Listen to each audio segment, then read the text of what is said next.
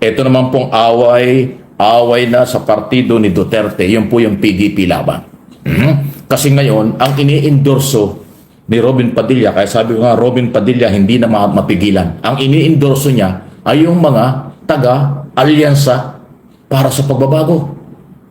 Una niyang itinaas si Amy Marcos. Okay? At ngayon, ang isa na namang itinaas niya ay si Tolentino. Wow! Senador Tolentino. Si Tolentino ay nasa alyansa para sa pagbabago. Pero itinaas at sinuportahan ni Robin Padilla. So, kaya ho nagtatampo ang taga-kanyang iniwanan na yata ni Robin Padilla kasi binugbog siya sa social media ng mga followers at mga kapwa kandidato sa ilalim ng kanyang partido. Kaya masama ang loob at nag-aaway sila kasi si Robin Padilla, presidente ng PDP Laban, partido ni Digong Duterte. Tapos ang kanyang ini-endorso at tinataas ang kamay, mga taga-alyansa para sa pagbabago. So tinutulungan obviously tinutulungan ni Robin Padilla palalim, patalikod, tinutulungan niya ang mga kandidato ni Pangulong Marcos. Kasi si Amy o si Tolentino, ayan yung umpisa na kandidato ng administrasyon. Si Amy himiwalay, wala na, ayaw na ni Amy. Si Camille Villar, ayan, isa pa yan, baka yan ang susunod. Pero si Tolentino, na talagang laging kasama ni Pangulong Marcos, itinaas na ang kamay por senador. Sinuportahan ng presidente ng PDP Laban. Kaya taga-PDP Laban, talagang nag-iiyakan na sila. Kasi hirap na nga sila sa lineup at saka galaw, kulang sa pera, kulang sa manpower, kulang sa lahat yung PDP Laban. Tapos yung kailang partido, ang itinataas pa ang kamay ay galing sa kabilang bakod, galing sa administration party. Kaya nagkakagulo sila at hindi na mapigilan.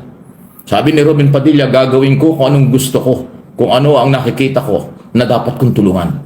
Kaya ang kanyang tinulungan ay si Amy Marcos na ayaw ng PDP Laban at ng mga Duterte supporters, DDS, at si Tolentino. Si Tolentino, by the way, pinagdududahan din ng mga taga-DDS. Ayaw na rin ng mga Duterte supporters, si Tolentino. Pero, itinaas pa ang kamay. Inendorso pa.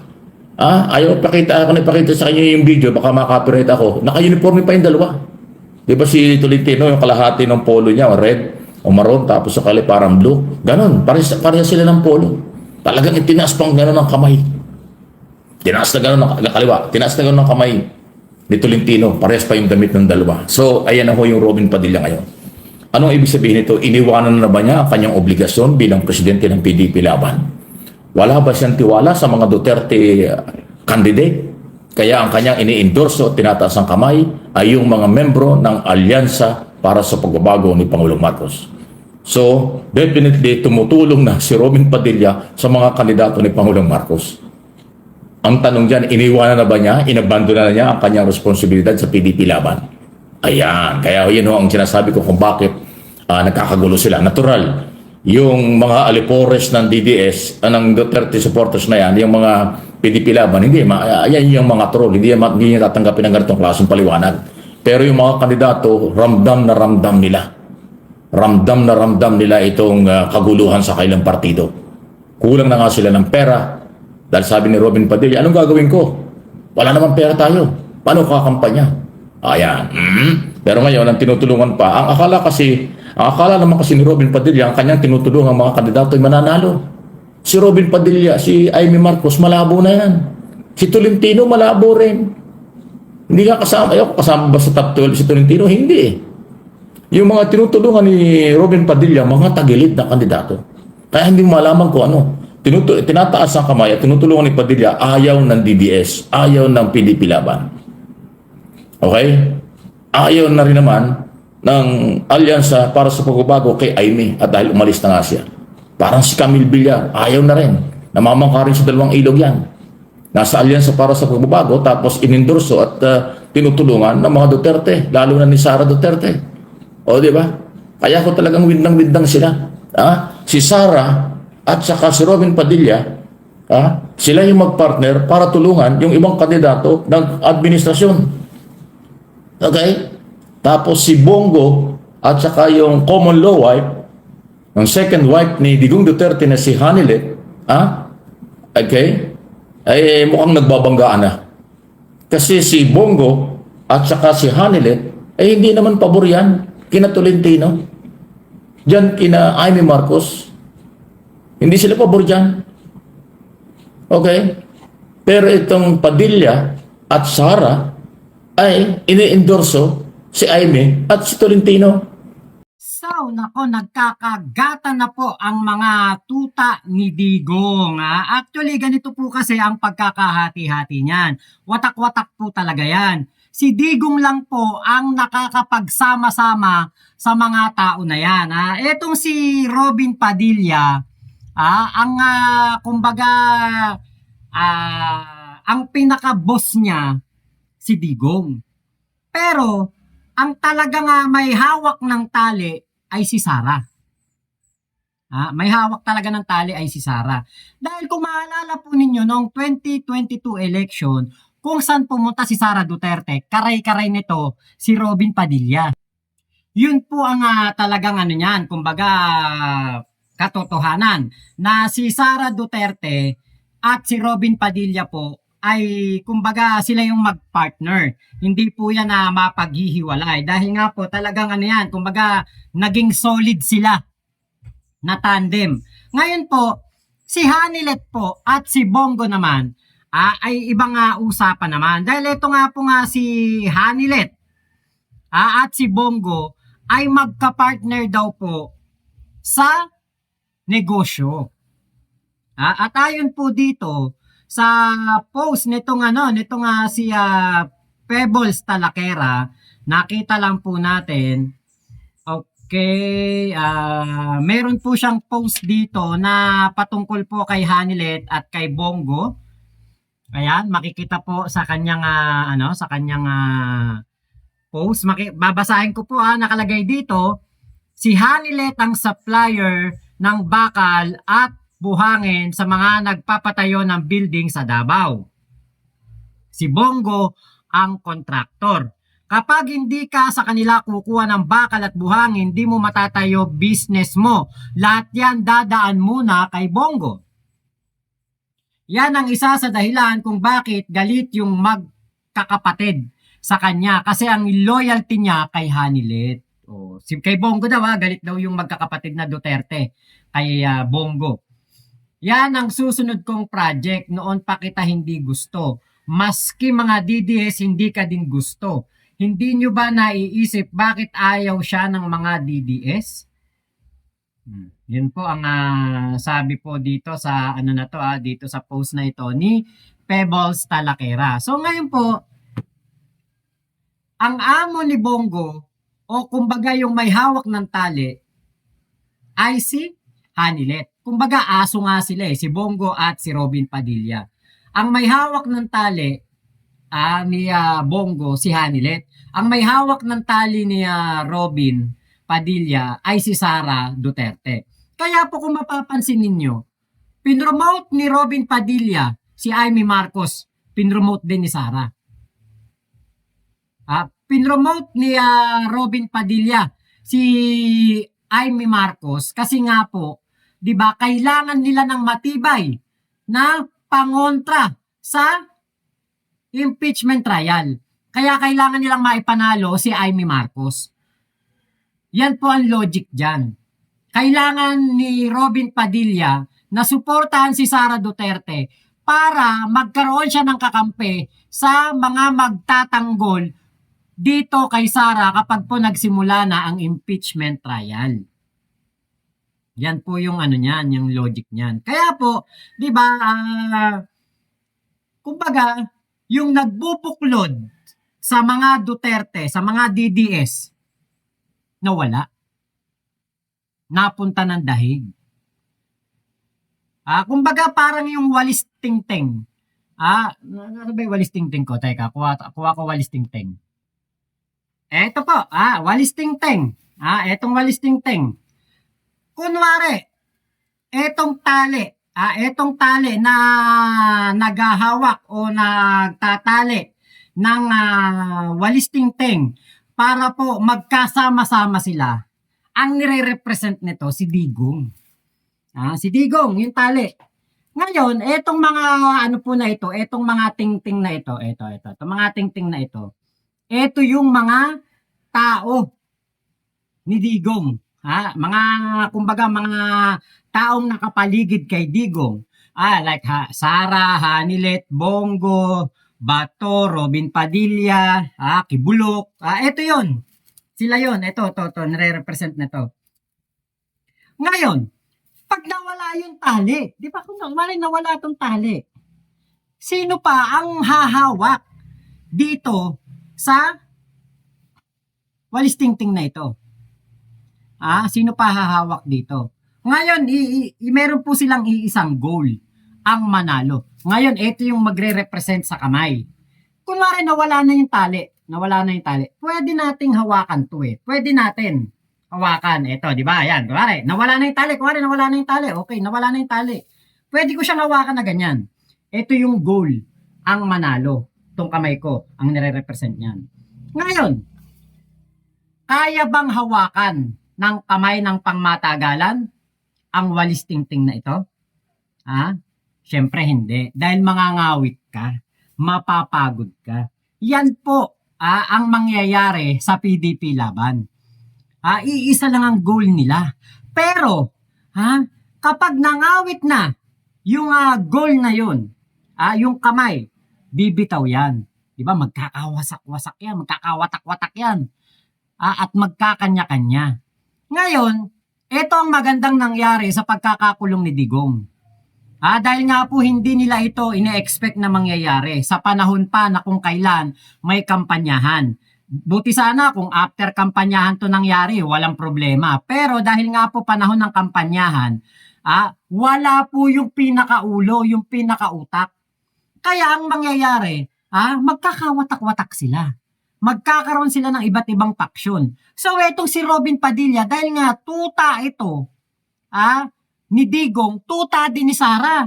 So nawala si Digong, syempre kay Sara Duterte ito kakapit. Bakit? Malaki utang na loob niya kay Sara Duterte dahil nung 2022 election ay etong si Robin Padilla ay talagang pinromote ni Sara Duterte. So sa pagkapanalo na yan ni Robin Padilla, tatanaw siya ng utang na loob forever. Ganyan si Robin Padilla, nakita natin ang kanyang pag-uugali na ang kanyang pagtanaw ng utang na loob ay talagang forever. Di ba po? So ngayon, kapag po nagkawatak-watak sila, yung iba maghahanap ng mga amo nila. Mga hahawak sa tali nila. So etong si Bongo, syempre, hanilit na kagad yan dahil matagal na po silang magkaibigan, magkumare, ninong ni Hanile, ninong ni Kitty. Etong si Bongo, 'di ba? So talagang sila magkatropa pips talaga sila niyan. Talagang matindi ang kanilang samahan. So ngayon po, napakahirap ngayon ng sitwasyon ng ibang kandidato ng PDP laban like si Marcoleta, si Hinlo,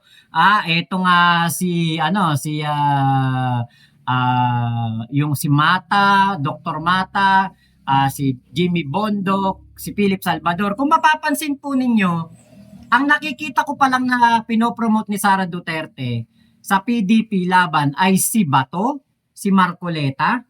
Ewan ko lang yung iba pero yan lang yung dalawang nakikita ko na panood ko pa lang yung ads eh. So, hindi po pwede o hindi po kayang i-promote ni Sara Duterte ang lahat ng mga nasa PDP laban o yung tinatawag na Duterten. Dahil nga po, andyan si Bongo. Matagal na pong merong gap si Bongo at si Sara Duterte. Panahon pa lang na presidente pa lang si Digong, meron na pong hindi pagkakaunawaan ang dalawang yan. Kaya nga po si Bongo nag-retract yan sa pagkandidato bilang presidente dahil nga po merong Sara Duterte na kokontra sa desisyon ng kanyang ama. Di ba dati Bongo for president? Tapos biglang naging Bato de la Rosa for president. Tapos nung tumagal, Inday Sara for president na. Diba? Kasi nga po, bukod sa kailangan pangalagaan ni Digong ang kanilang political dynasty, kailangan nila na kaalyado nila ang mauupong presidente, yung hawak nila. Dahil nga po sa mga katarantaduhan, kalokohan, kabulastugan na ginawa nila noong sila ang nakaupo sa gobyerno. Kailangan nilang anuhin yan ayusin. Kailangan nila na na etong mga mauupo ay hawak nila para hindi masilip ang mga kabulastugan na ginawa nila. Kaya nga po ngayon, wala na sa pagkakaisa ang PDP Laban. Di ba nabuo ang unit team? PBBM at Inday Sara. Si Inday Sara kumalas sa unit team. Bakit hindi po pwede na si Sara ang sumusunod? Dapat si Sara ang nasusunod. Hindi pwede na si Sara ang inuutusan. Dapat si Sara ang naguutos. Di ba naalala ninyo, sabi ni Sara nung nanood siya ng concert daw po sa Germany, ang sabi niya, pag uwi ko, tuturuan ko kung paano mag-utos sa mga sa mga tauhan ng mga politiko. Kasi nga doon siya magaling sa pag-uutos, hindi siya ang gumagawa. Kaya ngayon, watak-watak ang PDP Laban at napakalaki ng problema ng PDP Laban, lalo na yung mga kandidato na hindi kilala, hindi popular, dahil wala na silang aasahan na digong. Si digong lang ang kanilang alas. Kaya lang, na-checkmate pa doon sa ICC. O ano nangyari? So ngayon parang bungguan na. Yan na yung away. Padilla at Sara laban kay Bongo at Hanilet. O edi laglagan talaga. Yung kanilang mga kandidatong senador, saan sila pupulutin ngayon? Parang isang bangka na lulubog, nagtalo na ng bangka. Hindi na malaman ngayon, kanya-kanyang galaw na sila kung paano mabuhay. Ngayong natitirang 20 days na lang before ang eleksyon. 19 days na lang tapos na ang kampanya. Ayan na po. Yan ang aking opinion at analysis. Padilla at Sara, iba ang kandidato. Okay? Bongo at Hanilet, ay iba rin ang kandidato.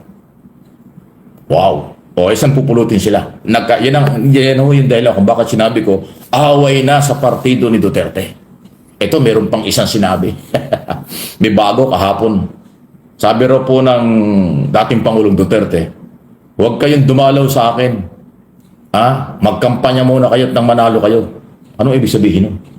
Kasi sabi po ni Senador Bongo, sabi raw ni Hanilet tsaka ni Kitty, yung anak ng asawa at anak ni Duterte, sabihin mo sa kanila, huwag akong dalawin dito. Manalo muna sila. Ba, anong ibig sabihin nun? Pag hindi sila nanalo, huwag na sila dumalaw kay Duterte. Gano'n ba? Siguro nakakarating kay Duterte yung away sa loob ng kanyang partido. Yung away dyan sa loob ng partido, malamang nakarating na kay Duterte. Kasi nga, si Bongo at si Hanilet ay iba yung kandidato. Si Padilla at Sara, iba rin. Kaya ngayon, ang sabi raw po ni Digong Duterte, nandun sa ICC, huwag niyo akong dalawin. Mangampanya at manalo muna kayo. Parang ibig sabihin niya pag hindi kayo nanalo, huwag na kayong dumalaw. Para magsaka lang kayo dumalaw sa akin, parang ang mensahe ni Duterte, saka na lang kayo magpakita sa akin pag nanalo kayo. Pag hindi kayo nanalo, huwag na kayo magpakita sa akin, hindi ko kayo kailangan. Nalawa ko na. Ayan sa akin pong analysis at opinion, malamang nakarating na kay Duterte kahit siya nasa ICC kung ano ang kaguluhan sa loob ng kailang partido. Alam niyan tagilid. Paano mananalo kung hindi nagkakasundo? Paano mananalo kung kanya-kanya? Ay ngayon po, ang aking tingin dyan, kanya-kanya na. Katulad na inaipaliwanag ko. So inyo pong pakireview itong video at topic natin para maintindihan nyo. Okay?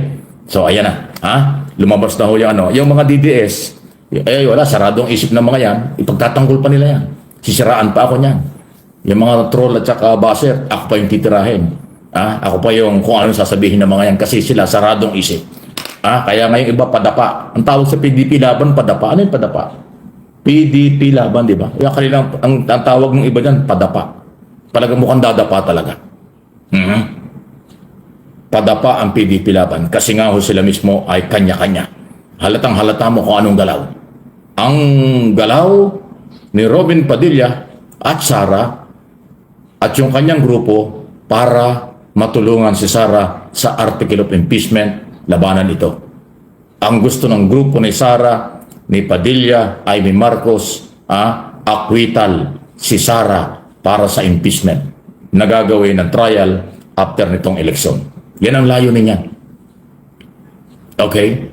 Yun namang Bongo at saka Hanilet, iba ang kailang kandidato, ang gusto naman nila, matulungan si Duterte. Gusto nitong si Bongo at Hanilet, manalo ang kanyang mga kandidato para matulungan si Duterte kung paanong paraan, hindi ko alam. Baka kala nila pag sila nanalo, mailalabas nila si Duterte, yun ang suntok sa buwan. Hindi ko alam kung anong ibig sabihin nila. Okay, so kanya-kanya na sila. Sasampu yung kandidato nila ngayon, hindi pa ini-endorso mismo ni Sara at ni Padilla. Nagkawindang-windang na. Okay.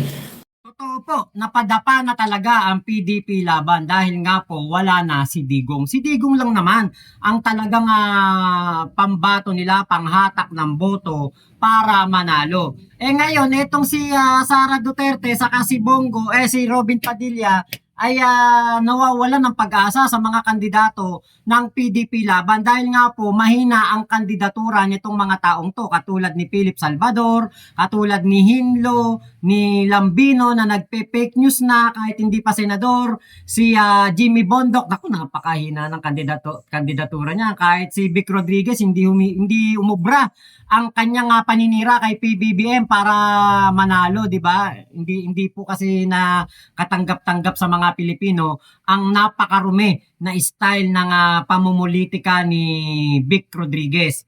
'Di ba? Kasi alam niyo, sa totoo lang, napakasimple lang ng sinagot diyan ni PBBM kay Vic Rodriguez. Kung ako'y merong ginagawang masama, bakit siya nagtrabaho sa akin? 'Di ba? 'Di ba? Yun doon pa lang 'Di ba? Ala na, soplak na si Vic Rodriguez. Kaya po, 'di ba? Ang PDP laban, yung mostly ng kanilang mga kandidato ay talagang hindi po maipopromote ni Sara dahil hindi po ito makakatulong sa kanya, sa kanyang impeachment trial. Walang mapapala si Sara. Yun ang pinakatotoo nito. Walang mapapala. Kaya hindi niya kinakandidato o pinopromote ang ibang mga senatoriables ng PDP laban. Padapa, pabagsak, palaglag na talaga ang grupo po ng PDP laban dahil nga po wala na si Digong. Ngayon, syempre, itong si Hanilet, dahil nga kahit papaano may impluensya to dahil ito ay asawa ni Digong, at nakakapit dito si Bongo. Kaya lang, tama naman po yung sinabi ni Sir Mike.